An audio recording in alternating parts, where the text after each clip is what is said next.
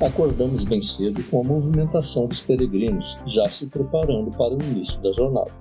Dormimos bem, apesar do quarto ser coletivo, sem interferência de roncos dos demais companheiros de quarto, e juntamente com a grande maioria deles, iniciamos nossa caminhada.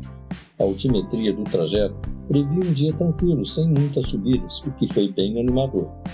O trecho de Ponte Vedra a Caldas de Reis é um dos mais longos do caminho português, mas um dos mais bonitos também. A previsão era de uma jornada com cerca de 20 km por zonas rurais e com poucos desníveis, caminhando entre abundantes vinhedos, paisagens naturais e muitos centros residenciais. Também havia previsão de passarmos por muitos trechos em autoestradas, que exigiriam mais atenção. Caldas de Reis é famosa por conta de suas águas termais reparadoras que, se conseguirmos aproveitá-las, nos farão esquecer o esforço e encarar a próxima etapa com uma energia extra. Por conta de nosso albergue estar localizado bem no início da cidade, tivemos que andar um pouco mais. As setas amarelas são muito fáceis de ser visualizadas e fomos seguindo-as até chegarmos no centro da cidade, onde, em que pese ainda estar escuro, pudemos admirar a fonte dos Nemo, uma fonte luminosa com movimentação de água, que certamente em dias quentes deve proporcionar muita diversão para a criançada. Perto dali já avistamos o convento de São Francisco, de estilo gótico, construído no século XIV. Quase que ao mesmo tempo avistamos a igreja de Virgem Peregrina, uma capela com vitrais e uma fonte com concha de vieira. É uma parada famosa do Caminho de Santiago, ícone da cidade, impossível não tirar umas fotos, mesmo que ainda de madrugada. Pena não estar aberta para podermos fazer uma visita e carimbar nossas credenciais como lembrança desta charmosa capela.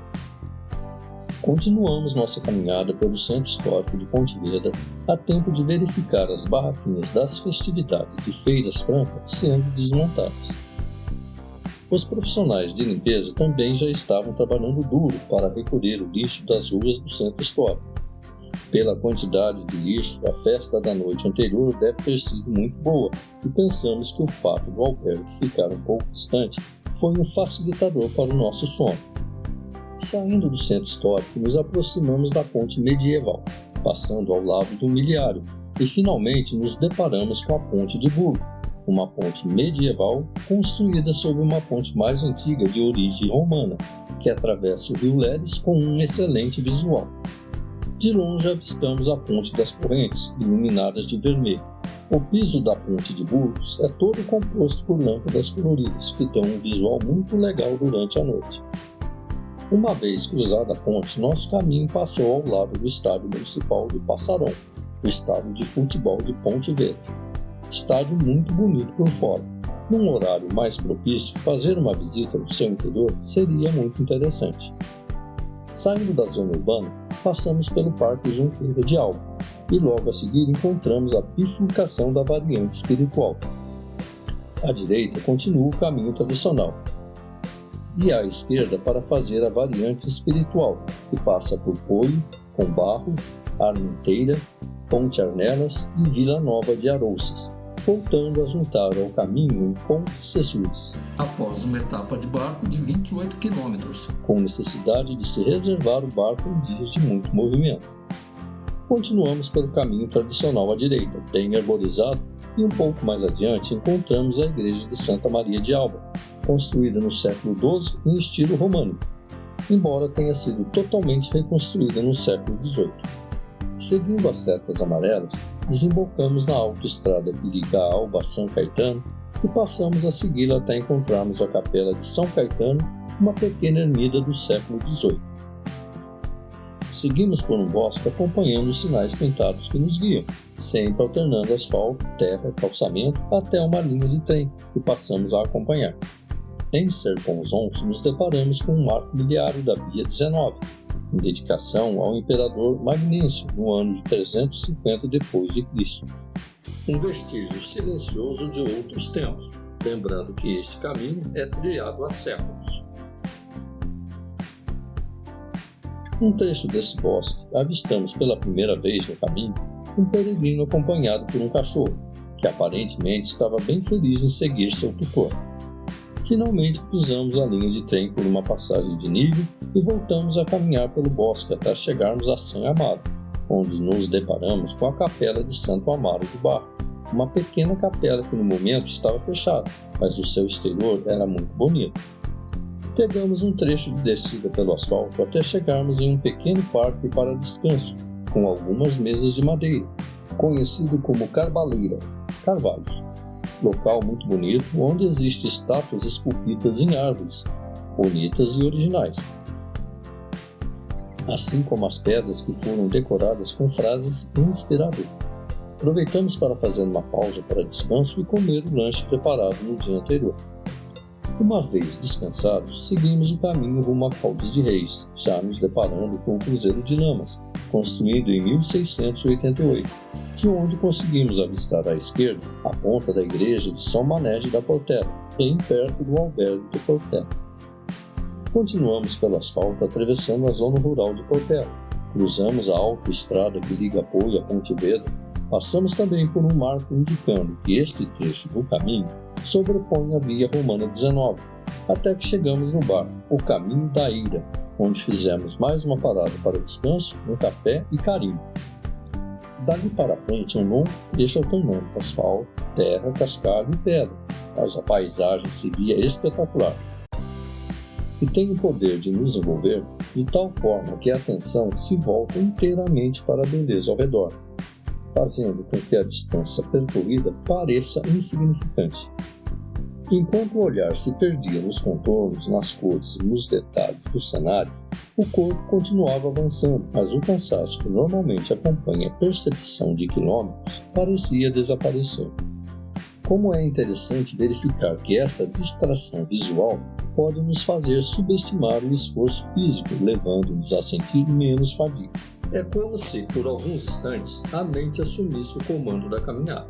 O passo segue automático, quase intuitivo, enquanto o pensamento vagueia livre e sem pressa. O tempo perde a rigidez das horas marcadas, passa a ser medido apenas pela sucessão das paisagens. Cada curva revela um novo enquadramento. Cada mudança de luz parece renovar a energia que o corpo acreditava já estar gasto. Nesses momentos, não caminhamos apenas sobre o terreno, mas dentro de uma experiência que mistura presença, memória e expectativa. O caminho deixa de ser apenas um trajeto a vencer e passa a ser um espaço de escuta, onde o silêncio fala mais alto que o esforço. Seguimos assim, quase sem perceber a distância percorrida, e fomos seguindo envoltos nesta absorção cênica, passando ao lado e por baixo de videiras, passando também por diversos cruzeiros, sempre acompanhando a linguagem amarela do caminho. Cruzamos também algumas estradas que nos exigiam mais atenção e menos imersão distrativa, como a autoestrada que liga Corunha a Rui. Seguimos margeando até entrarmos na zona urbana de Caldas de Reis, onde mais uma vez passamos por várias residências muito bem cuidadas, com jardins muito bonitos e bem conservados, que seguiu importante para aliviar o desgaste dessa longa caminhada. Visitamos a igreja de Santa Maria das Caldas, do século XII, cruzamos o rio Umia e seguimos pela Rua Real, até a Fonte das Burgas, que oferece águas termais frias e quentes desde o século XIX.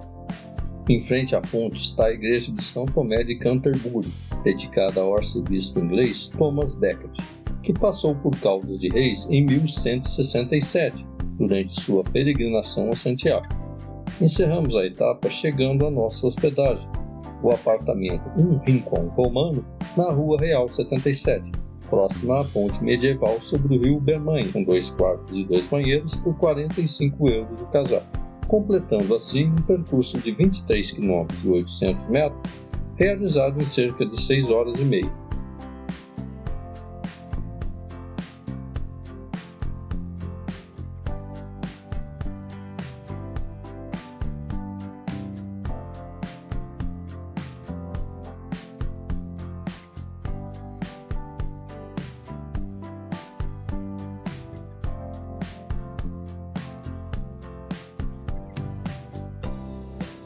Após o banho e a roupa lavada, fomos em busca de um supermercado e uma farmácia. Mesmo com muitas coisas fechadas por ser domingo, conseguimos resolver tudo. Durante os trajetos, fomos conhecendo alguns monumentos importantes da cidade. A Igreja Santa Maria das Caldas, uma igreja do século XII. A fonte termal com a figura de um peregrino. A Igreja de São Tomé Beques. E a fonte do Mercado Municipal de Ponte Vedra. Depois disso, foi hora de jantar, descansar e registrar mais um detalhe importante que verificamos em todas as etapas do caminho. As camas e toalhas sempre excelentes. Mais uma etapa concluída, mais um dia vivido no caminho. Obrigado por acompanhar mais esse dia no caminho. Se essa jornada fez sentido para você, a inscrição é uma forma simples de seguir juntos. No próximo capítulo, partimos de Caldas de Reis rumo a Padrão, onde cada passo continua contando sua própria história.